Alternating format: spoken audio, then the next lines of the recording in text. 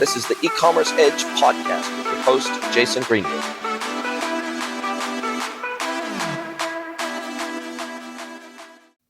Hello, everybody, and welcome to another episode of the podcast. It is my great pleasure to welcome Tomi Grönfors to the podcast from Sniffie. How are you doing today, Tommy? Did I get the surname even remotely close to right with my English language throat? Fairly close. Okay. It's actually pronounced Grönfors. Grön. It depends a lot from, it's a Swedish-speaking name, so it depends where partly you are from Finland or even in Sweden, so it differs a lot. So it could be perfect for some areas, but for some areas it would be more Grönfors. Grön. Yeah. So you're technically a Swedofin. I'm not. I actually Okay. speak Swedish though, Yes. but I'm totally like a native Finn. You're a Finn. Finn speaking. So we're all Finns. There's Yes. actually three main languages in Finland. Yes. Finnish, Swedish, and Same.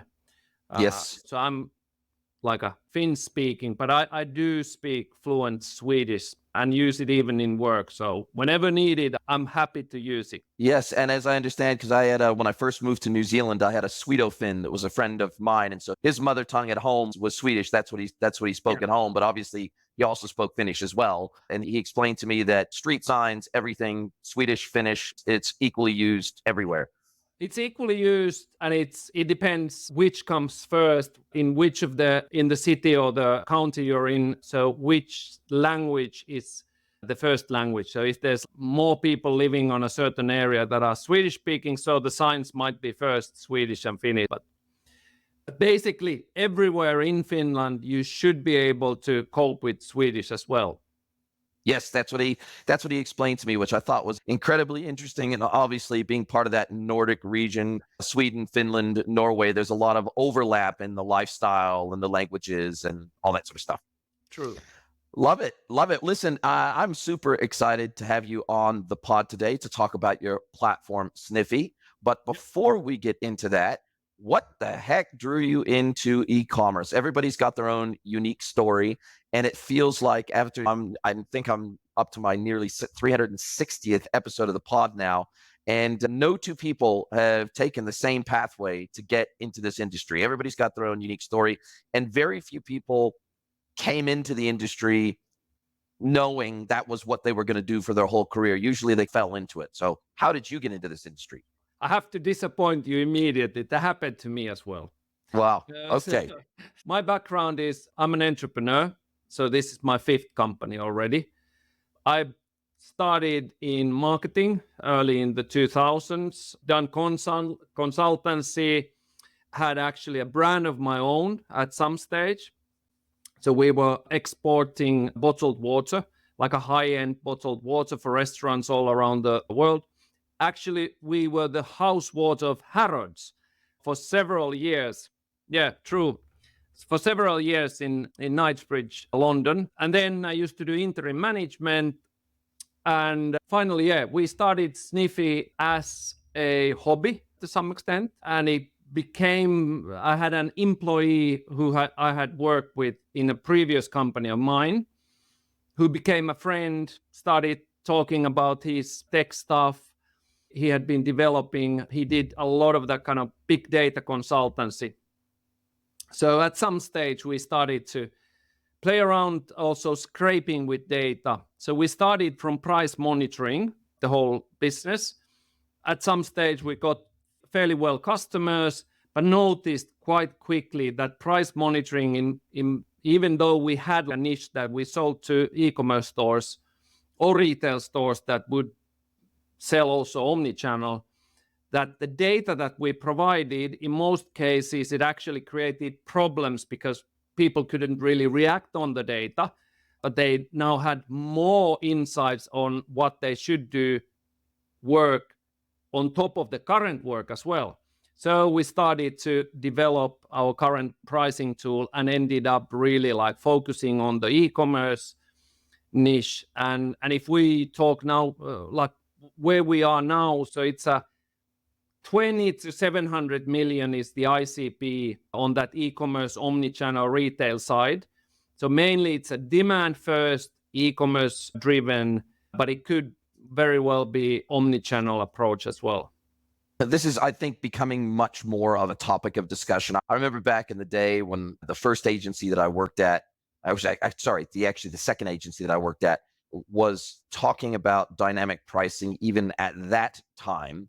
And most of the major price monitoring platforms, Price to Spy, and there's a whole bunch of them out there, and there have been for a long time, but they provided an API, but they didn't have native plugins to most of the e-commerce platforms. And to me, that was always the stumbling block to adopting dynamic pricing engines, because you not only need to be able to set your rule sets around thresholds, lower bound, upper bound, margin rule sets.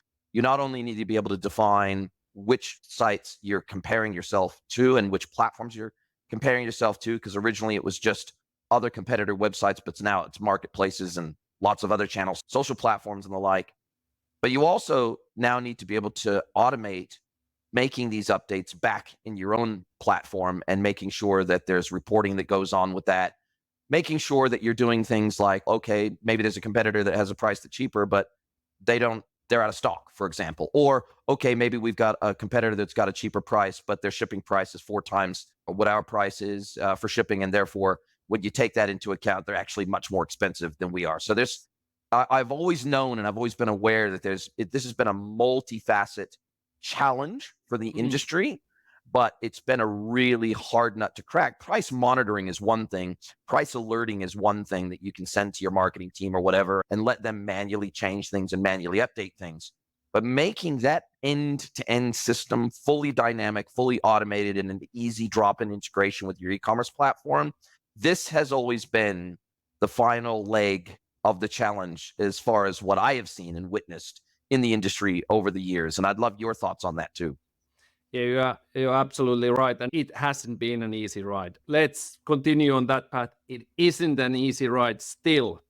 So to be brutally honest, pricing is faithful. So it's you set a price up or you set a price down. That's basically how it is. And then people react to it. But then when you add a bit of complexity, it becomes like an interest top of interest very quickly.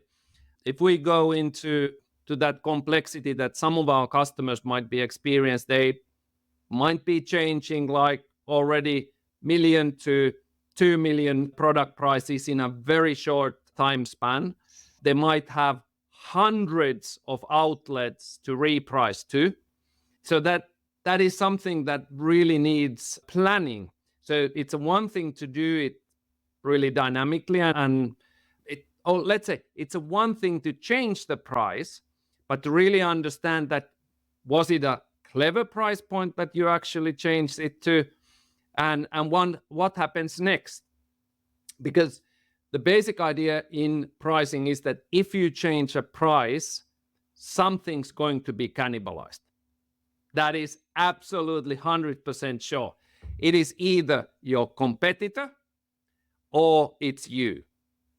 And that's the first problem that you are we actually doing clever pricing? So from technical point of view, for example, dynamic pricing, so it's here to stay for sure. We've seen now that it's more on the communication side that the problems actually arise. The latest being this Wendy's, or did I pronounce it right? Wendy's dynamic pricing. Surge pricing, as they call it now. Yeah. So it's actually just about the communication. So if you'd had said that we dynamically lower the price or discount the items we have when there is less demand, so then it would have been actually that people gain something out of the dynamic pricing. So basically, I see it that technically it's not the problem, but then when you add the complexity, the getting people to really understand what pricing is all about, really to focus on what's essential. So those are only now picking up. So from that matching product prices online, that's where we also started. But most of the customers that we see nowadays joining us aren't actually even using external data. They are more using their internal data. because that's much more clever in most cases.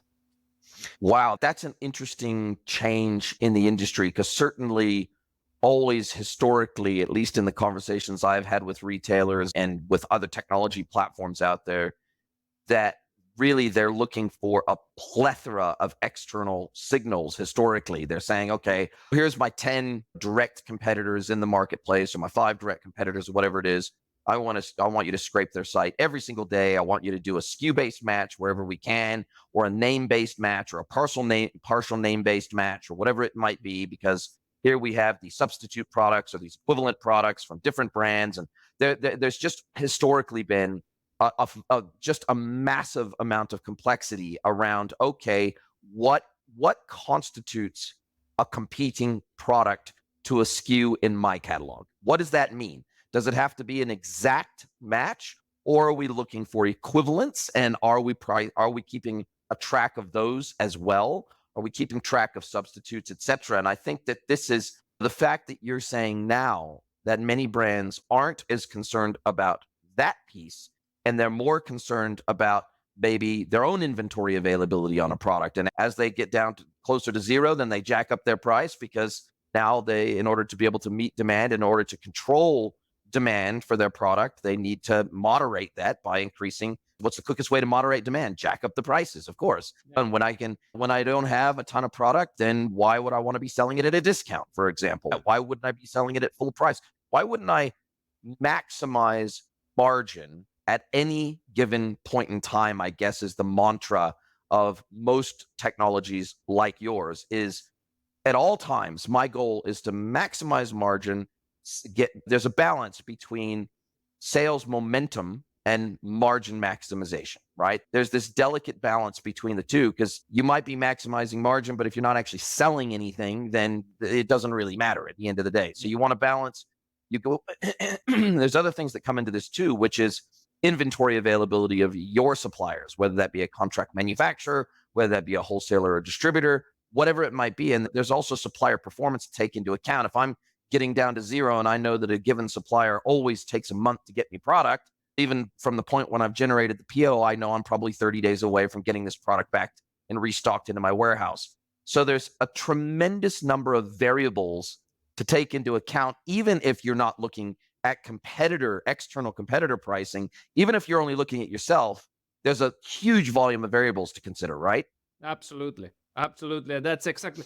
We've seen the jams in Suez Canal. We've seen the other supply chain challenges during the geo situation we're in. So let's say you're a larger retailer, that you have certain products that are really important for you, for your, we call it category diamond, where you have the top products that lead up, and then the less of a brand product down in the bottom, and the middle in between. But you have to have that diamond working so that you don't start to cannibalize your own sales. So if you have that supply chain problem coming up, and let's say you have a smaller, like a niche, like a category competitor who works only, for example, on e-commerce, is very agile in changing prices, actually fights with you with those products that you are now in dire straits with your supply chain. So it's definitely a place where you use pricing to slow down for example, your demand, and make sure that the ETA stock, that's actually when you are getting new stock, that you match that with the current sales and keep your category alive during that. So there's a lot of that kind of internal data that if it's disconnected, you are most likely going to even speed up the problems with the dynamic pricing that you could solve with your internal data alone. So I see that the disconnection between the supply chain side, and it doesn't mean that you have to know every little detail, but the internal data that you can harness is mostly now the topic that our customers are interested in, that they can automate pricing. Let's say you have 30,000 or 40,000 SKUs and you're selling it to 100 channels. So you can fairly easily understand what kind of an army of people you need just to reprice the products. And if it means that you have to react to every little availability issue, that's not real anymore in today's world. So that's why it's turned more from the surroundings to internal data first, and then the external data. And you make a good point, which is that when and we found this even when I was still working merchant side and I was helping to run brands, what I realized and what we realized as a brand is that there was a significant portion of our catalog that drove sales of the rest of our catalog, meaning that very few brands will say, if they've got more than, say, 100 SKUs in their catalog, and certainly if they've got more than 1,000 or 10,000 SKUs, very rarely will their average basket size be one item or one unit of one item. Almost always, it will be two or more items in the basket at any given point in time. And with this massive push by retailers for brand loyalty, incentivization through memberships, incentivization through loyalty programs, etc., we're not just trying to up our AOV, we're trying to up the unit volume in our baskets, right? And so we're doing complementary sales, we're doing bundles, we're doing cross-sells, we're doing upsells, we're doing kits, we're doing all sorts of things that up the volumes in our basket, right? Now, the challenge with this is if someone comes to your website and they had an idea and they were planning to purchase 3 or 4 items in that purchase, and only one of those items is out of stock of those 3 or 4, then oftentimes what we found, they would abandon their entire cart. They wouldn't just remove that item from their cart, they would abandon the entire cart. And the reason why, and we psychologically, we talked with our customers about this, and we found out that they do exactly what I would do and what I do in my daily life, which is if I can't get everything through one site, but I can get everything through another site, and even if the pricing is slightly higher in that second site, but I can get, from convenience sake, I can get everything through that site. Plus, I'm going to usually qualify for my free shipping threshold in that site if I can buy all those 3 or 4 items at the same time. Plus, I'm going to get credit for all of my loyalty through that one site or my membership value out of that one site. There's a lot more at play here other than just losing the sale on one item. The trickle-down impact, if you look at, and what we did is we said, okay, in any given rolling month period, we would look at the total percentage of catalog availability during that 1 month window. There was a direct correlation of percentage of catalog availability and conversion rate. You can see it. They track each other almost exactly, meaning that as a greater percentage of your catalog is out of stock at any given point in time, the lower your conversion rate. Now, a lot of merchants don't think about this. They don't think about the cross-selling impact of even one SKU being out of stock. But if it's anything in your top 10% of the SKUs that you normally sell, that the downstream impact of one of those SKUs being out of stock is just ridiculous. So yes, you have to look at your supply chain. Yes, you have to look at your supplier relationships. Yes, you have to look at your min-maxes. Yes, there's lots of things you need to look at, but one of the biggest single levers you can pull in relation to controlling that top 10% of being able to be in stock is pricing. Absolutely. And I often actually describe this in 2 folds. The same problem, I call it milk problem. So basically, milk problem is from the pricing side. So if you over-optimize a certain really important part of your basket, either selling it out or pricing it up or down in a wrong manner. So what happens in a grocery store where families come and buy like a large amount of milk. So people are psychologically tuned to understand that at a certain point, you can actually take several, even based on studies, you can take several increases, but at certain threshold, you decide that enough is enough. And if we over-optimize now, for example, milk, that would be a significant part of my basket, of my weekly basket. Let's say I buy 20 liters of it, like for a large family or something. So if I over-optimize that, what happens that there's a risk, especially if you're working in brick and mortar, that the whole basket moves switch to another outlet. So you don't notice it first. It actually looks good, going great. And then there's the tipping point. And at the pivotal moment, everything goes away. So that's the milk problem that I see in many categories, that you over-optimize one article that's actually then like cross-related to others in a bundles or in your like weekly basket or something.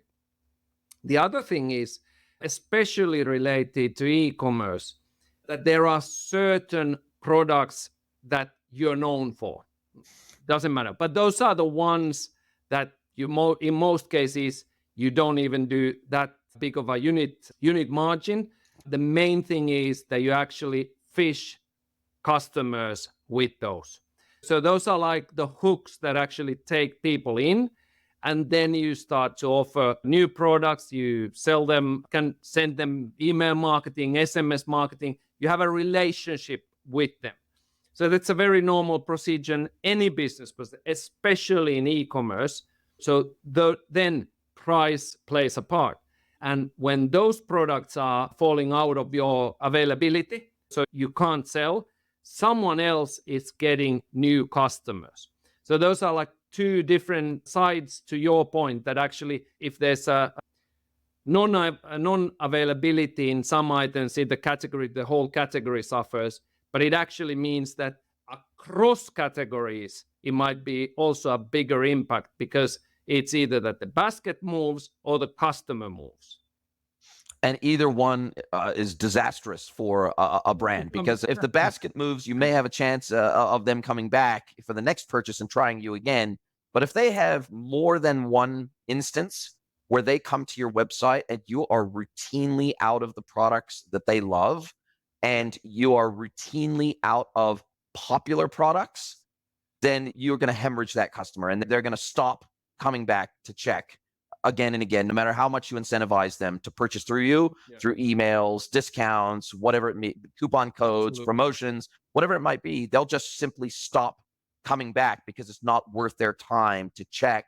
And especially if they know, okay, I typically buy 3-4 items from this brand, but 99% of the time, one of those 3 or 4 items is always out of stock, then that really puts people off.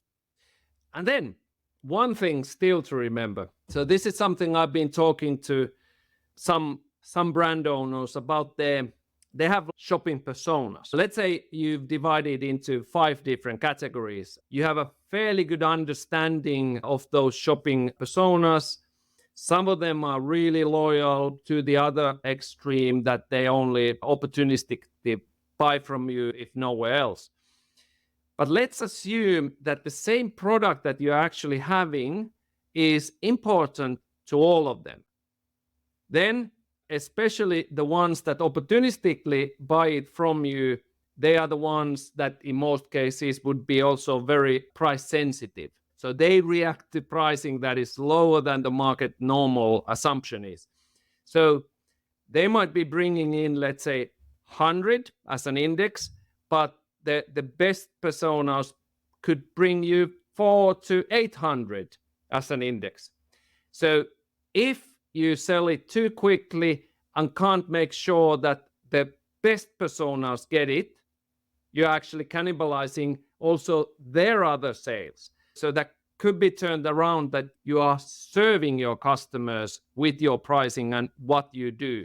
So unnecessary discounts is a good example out of this, which I talk too much about it, I think, but then when I get the response, people feel that they've never actually even heard of it, that we do give too much discounts, and in those cases we sell to customers that we shouldn't. Yeah, I think what you're talking about is the cohort that we say has a high propensity to discounting and or high propensity to buy at a discount, and we don't want to court those customers anyway. And we don't want to target them with our marketing. We don't want to target them with our pricing. We don't want to target them with any form of incentivization. We don't want to target them with free shipping. We don't want to target them with bundles and kits. Basically, we don't want those type of customers. Now, the challenge is that especially during high sale periods like Black Friday, Cyber Monday, Christmas sales periods, other holidays, other events, etc., the problem is that those are exactly the type of customers we typically court when we are out there being active in those major sale periods. So we have to be able to have an engine, whether we have a CDP or marketing automation platform or something like that. We have to be able to segment these type of customers out. And we can see that through their buying history, right? We can see that out. The customer cohort that has a high propensity to discount, we want to, and we can combine that with other forms of segmentation, which is high cost to serve and high propensity to return. If we take those 3 or 4 data points and we say, on average, this customer contacts customer service, whether it be through live chat, email, phone, carrier pigeon, whatever it is, on average, this same customer that has a high propensity discount also contacts us on average 3 times per purchase, and they have an above average return rate, then all of a sudden we now can start to segment out of what we're trying to achieve and what we're trying to incentivize. We can segment those out as a very low value cohort to us as a business. And if we're not taking all those factors into account, we could, if we're only looking at AOV or CLV, for example, and we're looking at that in complete isolation, then what we're doing is we're actually shooting ourselves in the foot, because we're saying that 2 customers who have the, on average, same spend with us and same buying frequency with us are created equal. And they're not created equal, because one may have a higher propensity to discount, higher propensity to return, higher contact rate, higher cost to serve. All those things play into the net AOV, the net CLV that customer has to us. But I don't know many brands that worry about net CLV. And net CLV for me is the most important metric you can look at when you're doing your customer cohort analysis. Yeah, absolutely. And although I'm really focused nowadays also from the legal point of view, there's a big scene now in Europe because EU set a new directive for pricing. So when we do discounts, so you have to show the lowest 30-day price prior to what it was in the discount. So that kind of transparency act, that also actually entails another part of the directive that's about personalized pricing. So especially here in EU, no, in most cases in US either, the volumes for a single customer wouldn't really even be feasible to use that kind of understanding on a customer level, even though it wouldn't be morally right to price for individual persons.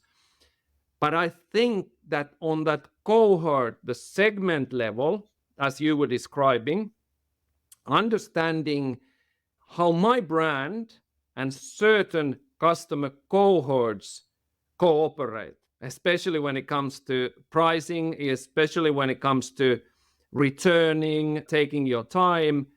I think there's a lot to learn that pricing can play a part of, because then you can also guide them to elsewhere where they might be much more happier. So I'm not saying that you shouldn't sell to everyone or to do that, but maybe figure out a bit more if there are that kind of cohorts that aren't really profitable, and especially if they react negatively from your point of view to the discounts that you make. I see too often, for example, during Black Friday, if I see your revenue graph, your profit graph on the same timeline, I'm pretty sure I can tell you what the problem is without seeing what happened or what the discount was. So yes, there might be a lot to do with the actual date, but there's a lot to do also that you give unnecessary discounts and you sell to people that won't become your customers anymore. So from that, like a longer perspective, I think that should be something definitely monitored in every time you do pricing, is the cohorts of customers. I think there's also added complexity, and I'd love your thoughts on this, depending on both acquisition channel and sales channel, right? These are 2 other massive levers, right? And in your case, where this starts to impact you, your technology, and how brands can leverage your technology is we now need to maybe have a vastly different pricing strategy by sales channel. Because at the end of the day, our cost structures associated with those channels can be very wildly different. Our D2C website will have a vastly different cost structure associated with it versus an Amazon channel or a Walmart Plus channel or a Target channel or a social selling channel like TikTok Shops. Our margins, for example, of course, we could just do straight blended across all channels and then not optimize per channel and hope for the best. But obviously, and oftentimes many brands do that, and that's the way they do it because they simply do not have the capability to maintain and manage prices across 100, 200, 300,000 SKU catalog by channel. They simply cannot maintain those prices by channel and optimize pricing by channel. So they optimize collectively so that their blended margin, say, for example, across all channels is consistently in that, say, 55 plus % gross margin to start off with, and then they optimize from there. But it seems to me that one of the biggest benefits of your technology and technologies like it is that now we can dynamically optimize by channel with a unique rule set by channel. And this, to me, feels like one of the biggest benefits because now we don't have to have human beings running massively complex spreadsheets to do this anymore. We can do this in an automated way. Hey team, I have a big favor to ask you. Please pause this episode and send the link of this episode to someone you know that you think would enjoy this content. Really appreciate you spreading the word. This is how we grow. We're not a Joe Rogan. We don't have big, massive advertising budgets, but we absolutely want to grow. We want to get the learnings from all of these episodes out to as wide of an audience as possible, and we need your help to do it. Thank you, and now back to your listening. True. There's several points. Now, if we bridge the gap between where you started and where we are now, so if we take first the dynamic pricing, which is the first part of it, and that's that the customers actually, or the competitors actually sell also in different channels. Then we go into acquisition per channel, but also then what's increasing all the time is the channel parity. So how do you, or you could say even like a cross elasticity between the channels. But if we start from the dynamic pricing, so that's one thing that, especially if you have several channels and several competitors, so you're more now into, the question comes more often to us that instead of can you do dynamic pricing to all these channels, isn't the question. The question is actually, can you calculate the cross elasticity of which of the competitors actually affect to our pricing? Because that's the first question you had. So that's nowadays possible. So you can have an indication that, okay, not all the competitors are alike. So that's an important to remember when we go more and more complex in the setting of several channels and more competition. So then understanding which of the competitors are some that you should be worried. Because again, when you go to Amazon, there's a lot more competition than you can imagine. So you have to understand where to draw the line. Another is the acquisition. So basically every channel, Amazon is a good example. You're a Prime customer, you get your deliveries free. So it's a pretty good offer compared to then your D2C site that actually has a delivery fee attached to it and probably a bit higher even cost. So those personas, again, should be somehow understood. How do we connect the dots here that which of the channels bring what kind of customers? So then we understand that what type of marketing automation can we do later on. So definitely channel affects to what type of customers that you are going to gain. But one thing now, I was in Shop Talk a few weeks ago, and there was a good discussions about the pricing dilemma currently, that how to focus on those need to have products instead of want to have, or need to buy products to want to buy products. And that's also something that was mixed to that chaotic landscape of having several channels. So there were brands saying that we are struggling to find products that people need to buy. No, that's understandable. If you're selling want to buy, it's not a move that you do quickly. But the other thing is that they are picking up channel after channel and don't know what the rules are in the channel and how to optimize marketing even for the channel, little less pricing. So they are in that kind of chaotic atmosphere where they add channels more and more. But what really happens in that case, trying to find right products to right channels, so those need to buy products into need to be channels, you are making definitely a channel setting that cannibalizes again each other.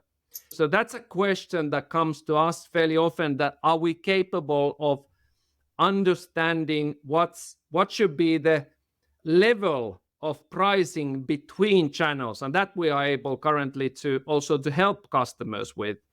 So to understand that if you're doing D2C and you're doing Amazon, so you want to understand that, okay, if you raise your price in your D2C or lower your price, how does that affect to your Amazon sales? Because that actually has an effect, and the brands know it very well. And it might be that quick and that subtle that you aren't really equipped just with an Excel sheet to handle it.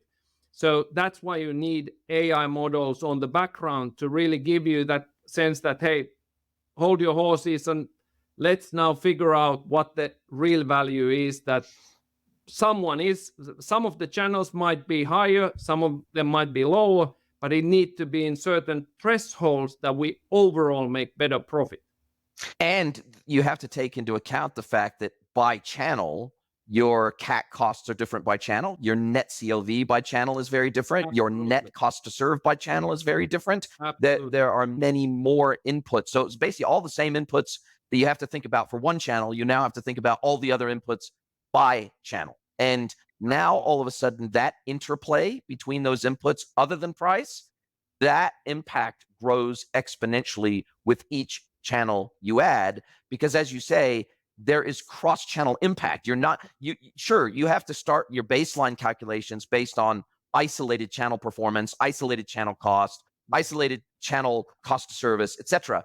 But ultimately, you have to then look one layer above that and look at cross-channel impact, because obviously, if I'm selling my goods on Amazon and a D2C website, and not only are my prices of my products cheaper on Amazon, but then obviously they get free shipping with Prime and they get all these benefits of buying through Amazon, it's going to be very difficult unless there is someone who there will be a cohort of people that just do not shop on Amazon. There'll be a cohort of people that just don't shop on eBay. They just don't shop on Walmart, whatever. And they will always just Google for a product and they will go directly to a direct-to-consumer website each and every time. But that's a shrinking percentage of the buying population. And now, because price discovery, cross-channel price discovery is so easy with the internet, that means that cross-channel, any channel-specific modifications you make to your strategy, to your sales strategy, to your marketing strategy, etc., to your offer, basically,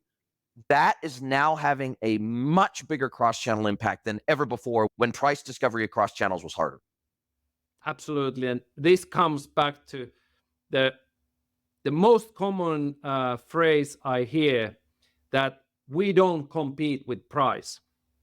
And now that you think that, let's say you're a D2C player, so I hear I would say every single time, maybe I'm a bit exaggerating, but let's say at least 99 out of 100, that we don't compete with price. My question always is that, okay, you're able to double your price and still keep the same volumes, right? And of course, the answer 99% of the time is no. Yes. So the one that doesn't really understand it, so probably then stops the discussion there. But the big picture is that now this is the reality. So I've been really thinking that your brand value is actually the margin times volumes. That's simply what your brand value is. Yeah. And what's your pricing power? And your brand value is directly correlated to pricing power. Absolutely. And now that you're selling in a very fragmented channel structure, so your power over your brand is actually limited, even though you own the brand. No, it was previously. Previously, it was the retailers that decided what the price is. So D2C has brought back to that power. But then Amazon, for example, so they actually have a lot of power over your products. It's a very luring and tempting offer that they give you. But at the same time, they are able to move that price fairly easily if you're not playing with them. So that's something that if you think that you're not competing with the price, you are actually competing with your price, and now you are competing with the price in a fragmented channel structure that you don't have that much control over it. Just to underline the problem here, it is a serious problem for the brands to understand where to really invest. And if you invest too much, are we in a situation that we can't control it anymore? And it's not just, I think, channel proliferation and channel conflict in one market, but it's channel conflict in multiple markets, especially if you sell cross-border, whatever. Because I know that for myself, for example, I'm now living in Mexico, I buy on Amazon MX, but I will compare. I will literally compare. I will go to Amazon.com. I will go to Amazon.com.au. I will go to Amazon.mx. I will compare and find the same products. Because oftentimes the same retailers are selling the same products on multiple Amazon marketplaces. And I will compare, okay, cool, I can get it on Amazon MX, but the price is through the roof. Or maybe I get free shipping through Prime, but the price is through the roof. And the delivery time, because it's an imported good, is through the roof, right? So the time, it might take me 2 weeks, 3 weeks to get it. So it's effectively a cross-border transaction anyway. And usually especially on those import goods, I'm usually not going to get free Prime delivery anyway. So I'll compare that same product on another Amazon website and say, okay, I can get the same good. It's going to take roughly the same amount of time. I'm going to pay in another currency, so I get that. I'm going to pay a different shipping rate. I get that, but the time is going to take about the same amount of time. So I'm looking for the all-up cost to me of buying from different channels in different regions, right? So now we've got the complexity of, okay, cool, now I've got a D2C website, but I ship globally from that D2C website. Now that impacts, but now effectively I'm an omni-channel business. Even if I've only got a D2C website and I ship cross-border all around the world, I've effectively got a multi-site D2C website effectively. Now I've got also the challenge of managing the currency differences. Do I translate it on a constant currency basis?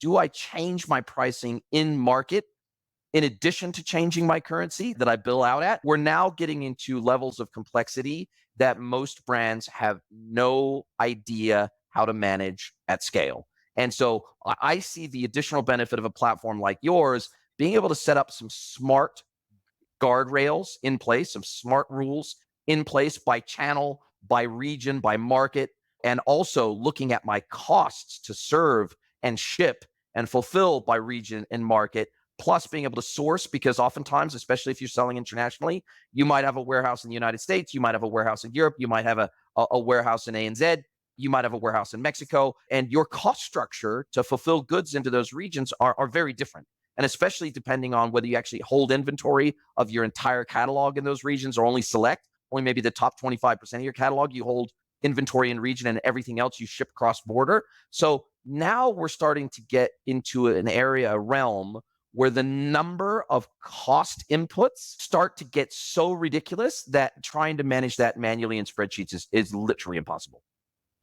It's absolutely so. And funnily that you took it up, because the real situation that many of our current customers, when they came in, so one of the key essential targets for the early 6 or 12 months is to cut cost on pricing. Honestly, if you're selling to 10 different countries with 10 different currencies, you have different regulation on price promotions, for example. So we are already in that kind of chaotic, especially if you have then customs, etc., on top of it. So it's definitely a place where it's the good enough is good enough. So what they use, especially with our software, is that you use automated strategies that use filtering as a basis. So there's different rules that if the run rate stays higher than 65, if the AI sees that the product are coming into season and would benefit from a small price increase, do this. And then you have different prioritized alternative strategies that you think that, okay, if this is going to happen, this is if there's going to be a supply problem. So this is one strategy. And then when the reality happens, so most likely you are not concerned about pricing at that moment when things happen. So you have to have those strategies aligned, and then bang, it takes the relevant one, changes the pricing, instead of you're stopping everything, take the spreadsheet, start to calculate, etc., etc. For that, it's a huge cost saving. Even if you would be a bit smaller, let's say 5 to 30 million D2C e-commerce store. So just sheer cost alone is often one reason to take a pricing tool like ours.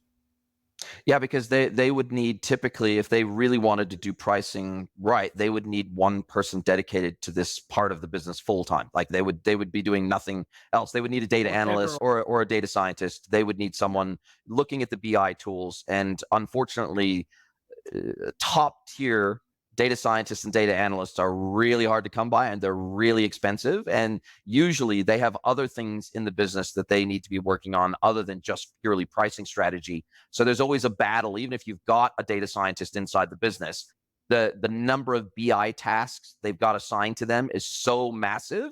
And particularly around supplier negotiation, margin management, all those, they've just got so many things that are on their plate that to be able to focus full-time on pricing by channel, by region, by market, by customer cohort, they're just never going to be able to, and by catalog availability, they're just never going to be able to do that. And so having something automated with smart guardrails and safety nets built in automatically feels like it feels like a no-brainer. As you said, if you're a brand that's doing at least $5 million a year in GMV, it feels, and if you have more than, say, 3 channels, you probably are going to have some sort of solution like this.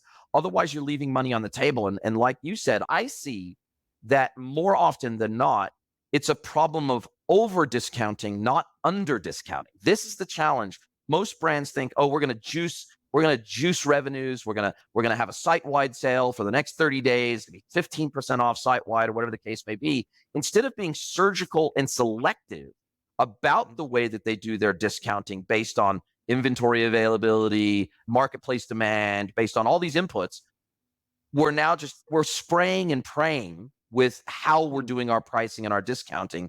And oftentimes we're actually shooting ourselves in the foot. And now that we're out of the era of ZERP and free money, profitability really freaking matters. And why would you shoot yourself in the foot unnecessarily by over discounting when you don't need to, when there's no inventory in the market anyway? And this is a good way to bridge again that dynamic pricing. So we started from that, and now we are in promotions. So when let's say we choose 100 products for the next promotion. So what's the most common thing you do? You calculate probably half of it gets -20 and the rest like -30. But honestly, in that 100, the market situation is such in most cases that there's a demand that differs product by product. That's one of the latest things that we've added to our service, that you can simulate, for example, your promotions outcomes with 5 different scenarios. And one, for example, that you fit products into the profit optimum, you fit them to revenue optimum, to volume up, to market, to manually deciding. So you, based on all your pricing experience that you have previous for those products, you generate an understanding, what am I going to do? And understand that, okay, it is actually a decision between high revenue in Black Friday or good profitability in Black Friday, which is more important. In some cases, if you've bought like 7 years worth of stock, so like high revenue is a good decision in your Black Friday. But if you have a lower stock, Maybe the profit is what matters. And in most cases, half of the discount is wasted. So having that optimal, not overshooting, but at the same time, not undershooting either. So finding that optimum, I think, is the main thing that current customers are currently looking for. No question about it. And when we think also about the sources, the data sources that you need to do a really good job of this.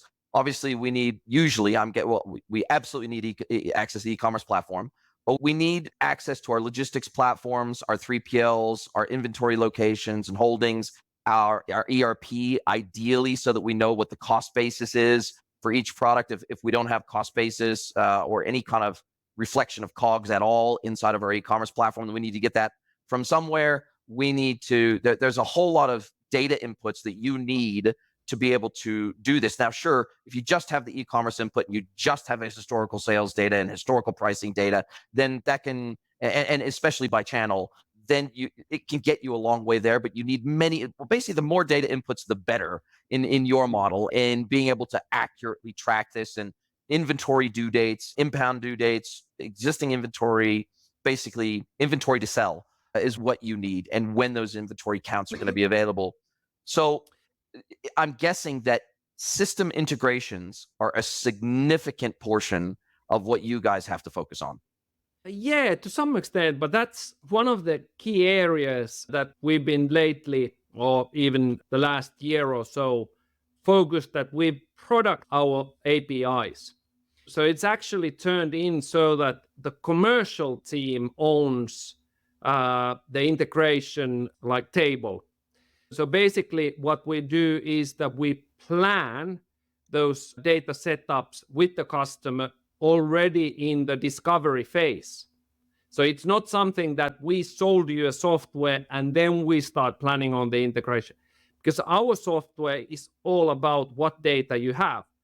The more you have data, the easier it is to make results. So basically it's the sales team's task to go through the integration as a commercial discussion instead of like a technical discussion. I'll give you a good example. So let's say you're selling as a retailer or even a D2C brand, but you're not the one that produces the product. So you might be eligible for retro payment or that kind of back payments for promotions. So how do you take into account a retro payment, which is a significant thing when you do a rebate, for example, a rebate model? Yeah. So that, for example. So what we do is that we generate different types of COGS that you can use. So one would be, for example, that rebates included or back payments included. So it takes an average and calculates that as a period when the true COGS, periods, when it ends. So that kind of things really then impact on the analysis that you're doing on your pricing. And it's really simple. You actually know it already on the commercial team that we do this kind of. This is our model. This is our business model, basically. So we've turned it into a part of the sales process, the whole integration discussion, instead of as a technical task.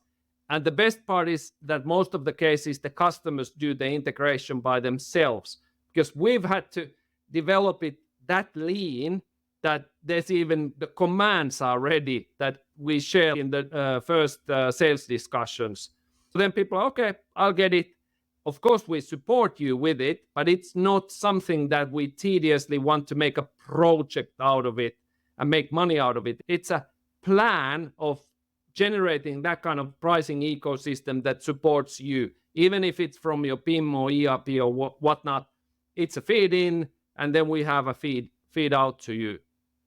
Love it. And if we were to look out 12, 18 months from now, what is high on your priority list to add to the platform functionality wise? Like, what are your customers asking for? Or what are you seeing in terms of evolution in the market that you say, we don't do this today, but 12 months from now, we really want to be able to do this? So I could actually share you an insight what we already do, but I want to see it in our product in less than 12 months for sure. But we are currently able to predict based on your product design So you give the attributes, you give the product descriptions, whatnot, relevant attributes for the products. So when you are planning to produce that product, Part of the NPD process, you inform the NPD process, likely sales volumes, likely margin, all that. likely peak season, likely peak month, whatnot. And we can even tell you how the AI came to that Conclusion. decision. So it can actually bring you that these things count if you're planning to do this product. So you become a demand planning engine to a degree. Wow. Especially interested in fashion industry. So there's big interest currently because the lead time, if you think of Shane, that's a good example. Shane mentioned once again in any of the podcasts currently, they've done one significant innovation. Like it or not, they're here to stay. They cut the lead time to practically zero. Yes. If you're a fashion brand, you understand what lead times mean. Yes. I used to do bottled water. So for me, bringing in a product like a new size even, so that was months, like a year's task. And Shein wants to bring it down to a week. 3 days or something. So if you're doing planning on a 12-month notice or 6-month notice, you want a tool that at least is there like 90% what you're going to do. So what we've done, we've been in our tests, we've been able to predict 95%, was it 94.6 or something, with accuracy, the best launch price for those products, having relevant number of attributes in the data set. So that's definitely where we are going. I think that is better as an example because it is already here. We are already talking with real customers who want to start working with it. Instead of, because 12 months is that long in current setup where you can do AI models fairly quickly that I can't even predict myself. Yeah. But that's definitely what I'm really interested in, because that would cut time to do or cut lead times for that matter, but it would also be able for you to cut waste, which is personally, I really love the idea. What we're also helping with customers on the other side then of the spectrum is the clearances, the markdowns. So we have customers that are super happy just using the clearance sales because there's an AI that makes sure that stock is sold out. You're not going to throw away or bin your goods. Items. Yeah, that's not good for the environment. Yeah. So I think in the lead time or in the base price planning and then in the clearance, because everyone can do the season. Yeah. That's good at what they're doing. But the early part and the end part are something that we're truly focused on. Wow. That is phenomenal. I love that. That gets me really excited. Now, how do you guys make your money? You're a SaaS platform. Is it like a fixed monthly fee? Is it based on catalog size, number of channels, number of sales? How do you guys make your money? Yeah. So it's a module based. There are a few basic packages, for example, for Shopify shops. So if you're a certain size, there are pre-made packages that you can choose. But basically, for most of the customers that bring in, it's a modularized service. So you pick and mix that kind of ecosystem that you want. Do you need automation? Do you need markdowns, planning, whatnot? And then it scales also based on your number of products because those are based for the calculation. Of course. So it's a monthly recurring service that you can then scale up and down. On top of that, there's an initial onboarding fee, which we take. But basically, that's it. And I guess customers would also have the option at that point of saying, look, we've got 100,000 SKUs in our catalog, but 10,000 of those SKUs are what drive 90% of our revenue. So we want you guys to own those 10,000 SKUs, but the other 90,000, we'll just manage that pricing manually to cut down on the number of calculations you need to do from your side. So they can be selective in terms of the amount of the catalog they send to your system. So that's also one part of the discussion when we commercially start the integration phase. So which of the products are brought into our system? So You can limit that. That's the first thing. What we often do if there's really, really high numbers, and now when I'm saying high, I'm talking high numbers. Like millions So of SKUs. could be higher. Okay. So really high numbers. So even us suggest that we split them into different groups of, do we manage all in our system? Because show me a system that isn't slow if you put 100 million products into it. Of course. So filtering out of 100 million products with a very specific attribute that's not indexed. So it's not 5-minute wait. Yeah, we definitely also say that we're not that jealous that you start small and then you grow. And that's been definitely one of the key aspects also in the sales process, that we're not trying to sell you the whole mountain. It could be the first stones or the stepping stones that you start with. Love it. Love it. Amazing. And now, man, an hour has absolutely flown by. It's been a fantastic conversation. I've learned a ton. I appreciate your time, Tomi. And as we come down to the end of our time together, this is the time when I now get to flip the script. I get to hand the microphone over to you. I get to let you ask me one question. Any question you like, can be personal or professional. So Tomi from Sniffie, what is your question for me today? What has been in the last 6 months, the most interesting thing you've learned from e-commerce, and why? Wow, fantastic question. Fantastic question.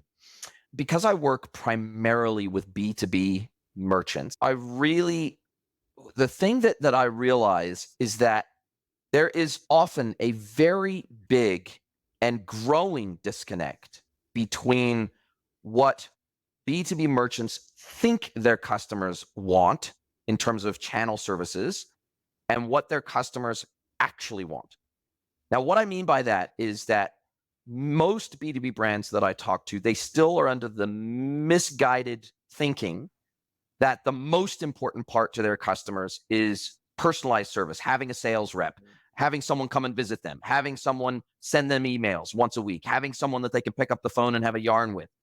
Having that direct connection to a salesperson, there's still this assumption by most B2B merchants that is the most important value add that they bring to their customers is the relationship. And I don't want to downplay that. It is still important, but being able to speed, there's a saying we have in English, money loves speed. And this is true even in the B2B market. And it's really important in the B2B market, primarily because the B2B buyer is making a buying decision because they have to. This is not optional for them. It's not because they're browsing a website for something they might like and something that might grab their attention and it might be at the right price, so they emotionally are attached to it and they buy it, or that they're trying to look cool to their friends if they buy it. No, this is a part of their day job. They have to make these purchases as part of their job. And so speed and ease of making the purchase now absolutely trump that personalized service. They still want to be able to get a hold of a sales rep if they need to, but they now, the newest buying generation, something like 60 of B2B buyers now, depending on the stat you look at in the country, are millennials. Now that is an insane statistic. These millennials, they are digital natives. So they might say they love talking to a sales rep, but what they really love is being able to self-service themselves up until the point where they get stuck. So when they get stuck, and if they can't self-service themselves, then they will reach out to a sales rep, and they love that personalized level of service. But being able to self-service quickly, research catalog items, see what's available, see what their pricing is, see how quick they can get it. Do you have it in stock? What is my shipping rate going to be? Being able to self-service all those things that they don't want to wait for an hour for a sales rep, or a day, or 24 hours for a sales rep to get back to them, and requests for quotes and being able to manage those electronically. This is becoming a much bigger baseline expectation for B2B buyers than ever before. So it's rapidly going from a nice to have to table stakes to have e-commerce. It's where B2C was a decade ago, where it became table stakes. You would just never start a new brand. You would never start a new business in the B2C, D2C world without having an e-commerce website. You just wouldn't do it. It would be suicide. And it's rapidly becoming suicide for B2B brands not to offer e-commerce. And historically, the B2B market has usually considered EDI their version of e-commerce. But that's only for their very largest of buyers that can make an EDI connection from their ERP to your ERP, right? But what happens with all of the non-whales, all of the small and medium buyers, what happens to them? They have no automation? It's ridiculous. It's ridiculous to think that they don't want automation, because they absolutely do. But they still want amazing service when and where it counts, when they really need it, when they get stuck. So this is the thing that I'm realizing as we do more and more, as we work with more and more B2B brands, and we're helping them perform adoption research and adoption planning before we even get into scoping. This is becoming more apparent every single day, and I'm loving it. It's this empirical data when we go out and we canvas their customers. It's these types of responses that are just reinforcing the fact that e-commerce is absolutely table stakes, even in the B2B world nowadays. Absolutely. And just as a final reminder for all those B2B sellers, that in many cases, it's the less important items that make most of the money in B2B. It's not the ones that need approval from several stairs of management. It's actually those volume items, like the small cans of something that you can buy as much as easy as you can. So definitely e-commerce is a big part of that. Yeah, and maybe next time when we have our next chat, we can talk about your services and what the split is between B2B merchants versus B2C merchants, because I think because in the B2B world, price is an attribute of the customer, not the product. Now we all of a sudden have an exponential explosion of the data sets that we're working with from a dynamic pricing perspective. True. So lots to talk about on the next call. How do you like people to get a hold of you? I will put a link to your LinkedIn profile in the show notes, as well as a link to your website. But other than that, how do you like people to reach out and get a hold of you? Just send me an email or LinkedIn email, even a phone call. I actually I started from the sales, my career. So I'm actually still a person that if you call me and I didn't answer, so in many cases, I actually call you back. Wow, that's phenomenal. Tomi, this has been a fantastic conversation. I have learned a ton and I've really enjoyed it. Thank you so much. Can't wait to speak to you again soon. Are you a B2B or D2C e-commerce merchant? Then head over to greenwoodconsulting.net to learn how we can help you scale your business.